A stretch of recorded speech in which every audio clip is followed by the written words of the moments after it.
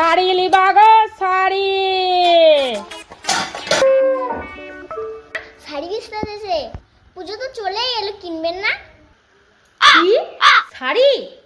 এই তো দুদিন আগে দুটো শাড়ি দিলাম, আবার শাড়ি? ঠিক আছে ডাকো, আমারই সস্তাতে হয়ে যাবে। একটা শাড়ি দেবো কম দামে, আর গায়ে তো শাড়ি কম দামেই হয়। কই কই দেখাও শাড়ি, দেখাও কই দেখি কি রকম শাড়ি এনেছো তুমি, দেখি। ওই শাড়িটা দেখি, ওই শাড়িটা মনে হচ্ছে ভালো হবে।